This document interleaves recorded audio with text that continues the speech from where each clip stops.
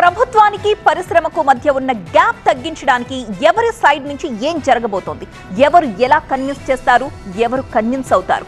Benefit షోలకి ticket ధరల పెంపుకి no చెప్పేశారు CM. మరి పరిశ్రమ వైపు నుంచి ఇప్పుడు వాళ్ళు ఏం కోరబోతున్నారు? రాయితీలు లేకపోతే ఇండస్ట్రీ మనుగడ అనేది కష్టమేనా? తొక్కిసలాట ఘటనలు రిపీట్ కాకుండా చూసేదెలా? సామాజిక అంశాలపై ప్రభుత్వంతో కలిసి ఇండస్ట్రీ పనిచేస్తుందా? ప్రభుత్వానికి పరిశ్రమకు వారధిగా ఉండబోయేది ఎవరు? ప్రభుత్వం ఇండస్ట్రీ నుంచి కోరుకుంటున్నదేంటి? సినిమా పరిశ్రమకు సర్కారిస్తున్న అభయమేంటి? రెండు తెలుగు రాష్ట్రాల్లో అందరి చూపు ఇవాల్టి భేటీపైనే. సంక్రాంతికి రిలీజ్ అవుతున్న సినిమాల పరిస్థితి ఏంటి? రేట్లు పెంచుకునే అవకాశం ఉంటుందా లేదా?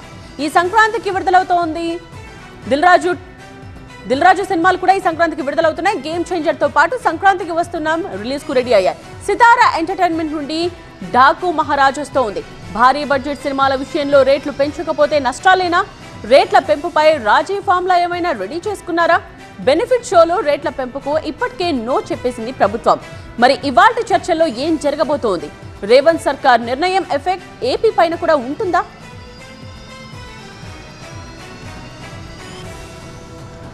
కాసేపట్లోనే సీఎం రేవంత్ తో సినీ ప్రముఖులు భేటీ కాబోతున్నారు. కమాండ్ కంట్రోల్ సెంటర్ కు సినీ ప్రముఖులందరూ కూడా చేరుకున్నారు.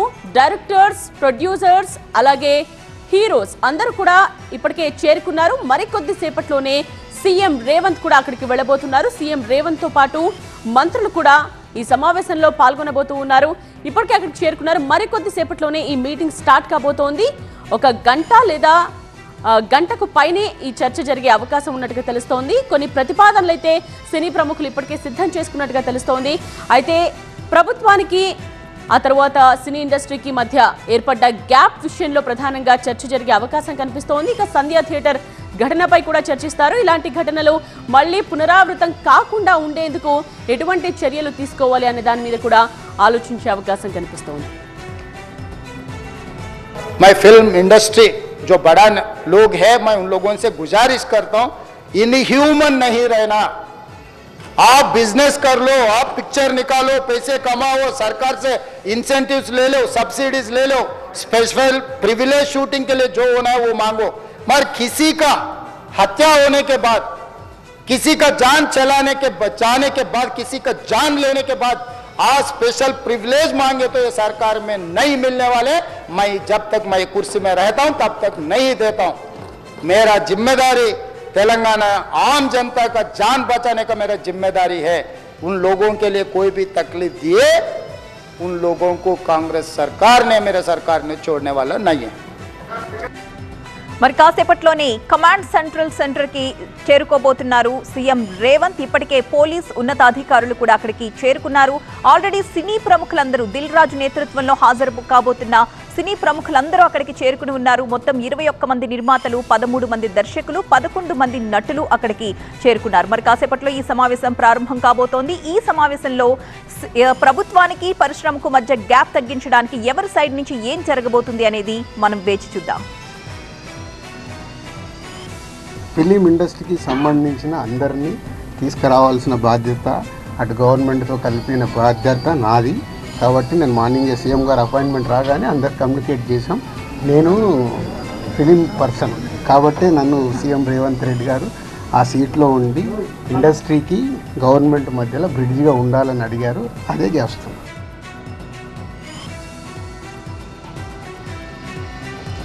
ఎవరు ఎలా కన్విన్స్ చేస్తారు, ఎవరు కన్విన్స్ అవుతారు? బెనిఫిట్ షోలకి టికెట్ ధరల పెంపుకు ఆల్రెడీ నో చెప్పారు సీఎం. మరి ఈ నేపథ్యంలో పరిశ్రమ వైపు నుంచి ఇప్పుడు వాళ్ళు ఏం చెప్పబోతున్నారు, ఏం కోరబోతున్నారు? రాయితీలు లేకపోతే ఇండస్ట్రీ పరిస్థితి ఏంటి? తొక్కిసలాంటి ఘటనలు రిపీట్ కాకుండా ఏం చేయాలి? సామాజిక అంశాలపై ప్రభుత్వంతో కలిసి ఇండస్ట్రీ పనిచేస్తుందా? ఇలాంటి ఎన్నో ప్రశ్నలకి, ఎన్నో సమస్యలకి ఈరోజు ఈ చర్చ కీలకం కాబోతోంది. దానికి సంబంధించి ఈరోజు రేవంత్ తీసుకునే నిర్ణయం ఏపీ రాష్ట్రం పైన కూడా ప్రభావాన్ని చూపిస్తుందా అనేది కూడా చర్చకొస్తోంది. ప్రభుత్వానికి పరిశ్రమకు వారధిగా ఎవరు ఉండబోతారు? ప్రభుత్వం ఇండస్ట్రీ నుంచి ఏం కోరుకుంటోంది? సినిమా పరిశ్రమకు సర్కారిస్తున్న అభయమేంటి? రెండు తెలుగు రాష్ట్రాల్లో ఇవాళ అందరి చూపు కూడా ఇవాల్టి భేటీపైనే కేంద్రీకృతమై ఉంది. టికెట్ హైక్ ఎందుకు అడుగుతామంటే బడ్జెట్ మేము అనుకున్న దానికంటే ఎక్కువ అయ్యి ఈ సినిమాకి ఇంత బడ్జెట్ పెడితేనే ఈ సినిమా విజువల్ అలా వస్తుంది అని అనుకున్నప్పుడు కొంచెం ఎక్కువ ఖర్చు పెట్టినప్పుడు అప్పుడు టికెట్ హైక్ అడుగుతాం. ప్రతి సినిమాకి టికెట్ హైక్ అడగం కదా. సో ఏ సినిమాకి ఆ టికెట్ హైక్ అవసరమో అనుకుంటామో ఆ సినిమాకి డెఫినెట్గా అడుగుతాం. సో ఇవాళ భేటీలో ఏం జరగబోతోంది అన్న ఆసక్తి నెలకొని ఉంది. ఇప్పటికే 21 మంది నిర్మాతలు, 13 మంది దర్శకులు, 11 మంది నటులు కమాండ్ కంట్రోల్ సెంటర్ కు చేరుకున్నారు. మరి కొద్దిసేపట్లోనే ముఖ్యమంత్రి రేవంత్ రెడ్డి కూడా అక్కడికి చేరుకోబోతూ ఉన్నారు. సీఎం రేవంత్ తో పాటు ఈ భేటీలో మరికొంతమంది అధికారులు, అదేవిధంగా మంత్రులు పాల్గొనబోతున్నారు. సంక్రాంతికి రిలీజ్ అవుతున్న సినిమాల పరిస్థితి ఏంటి, ఇవి కూడా చర్చకు వచ్చే అవకాశం ఉన్నట్టుగా తెలుస్తోంది. ఎందుకంటే రేట్లు పెంచుకునే అవకాశం ఉంటుందా లేదా ఇప్పటికే సీఎం రేవంత్ తేల్చి చెప్పేశారు అసెంబ్లీ సాక్షిగా. తాను ఈ కుర్చీలో ఉన్నంత కాలం ఇకపై ఎటువంటి సౌకర్యాలు, బెనిఫిట్ షోలు ఉండవని తేల్చి చెప్పేశారు సంధ్యా థియేటర్ ఘటన గురించి ప్రస్తావిస్తున్న సందర్భంలో. అయితే ఇప్పుడు ఈ ప్రతిపాదనతో మళ్ళీ వాళ్ళందరూ కూడా సీఎం రేవంత్ ముందు చర్చకు తీసుకువస్తారా అన్నది ఆసక్తి రేపుతోంది. ఈ సంక్రాంతికి ఆల్రెడీ దిల్ రాజు 2 సినిమాలు కూడా విడుదల కాబోతున్నాయి. గేమ్ చేంజర్ తో పాటు సంక్రాంతికి వస్తున్నాం రిలీజ్ కు రెడీ అవుతోంది.